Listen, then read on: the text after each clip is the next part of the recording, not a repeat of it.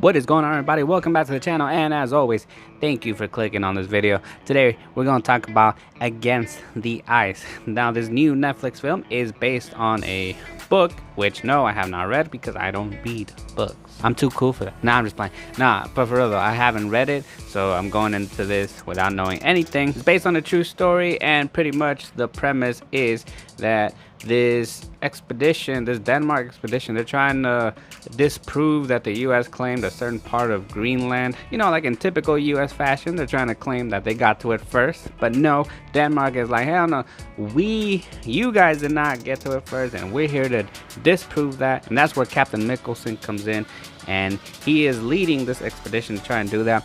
But nobody is willing to volunteer to go with him because the conditions, the weather conditions are just very dangerous.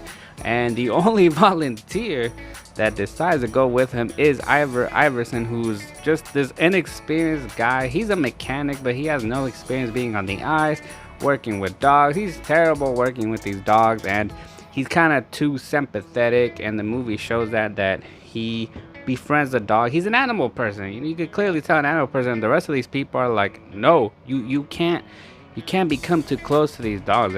They're working dogs. They're not to be taken. You know, you're not supposed to be their friend. You can't get too close to them.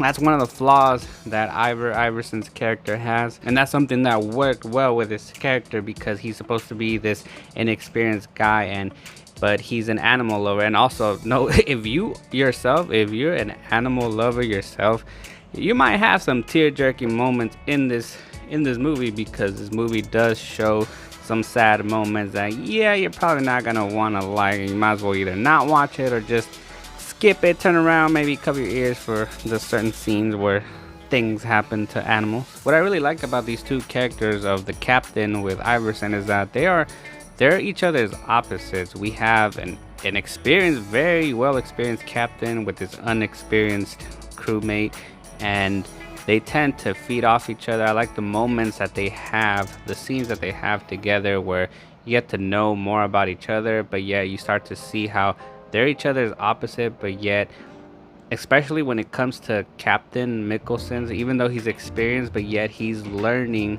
a lot of things. If you put yourself in his shoes, you get to learn from this unexperienced guy with all the questions that he asks him about his past expeditions. And you start to see that some of the things that the captain tells him, he's pretty much contradicting himself, because there's one thing that he says about that this job is not just for anybody. You got to travel lightly. You can't really have people waiting for you at home. In other words, saying that you can't have family, you can't have a loved one, but yet he does that himself. The beginning of the film starts off kind of slow. It takes a while to pick up, and it foreshadows some things. It tells you right off the bat in a low-key way what you're gonna see later on in the film. Like, this is one part where this one crew member says, you know, when dealing with dogs, working with dogs with a pack, when one of them is either weak, gets injured, or is just not doing his job, you gotta kill it and feed it to the rest of the pack, because that's what happens, you know, especially when you run out of food. And yeah, of course, it's telling you right there, that's what you're gonna see. But once you get past this first half, it starts to pick up in that second half of the film. There's this one scene that I call it the remnant scene, because you do have this one scene with a polar bear attacks. Some tense moments like that start to happen. Tense moments with the sledding and the dogs sliding off the mountain, people getting injured, dogs dying. And then there's this one part where these two are in their cabin, and then they're like, oh yeah, I miss women, you know, I miss their presence. And it's kind of like saying, yeah, damn, you know, it's been a while since I've been with a woman. So it's like, when I saw that, I was like, damn, these two have a lot of sexual tension. You know, they got to release somehow. They've just been around men for too long.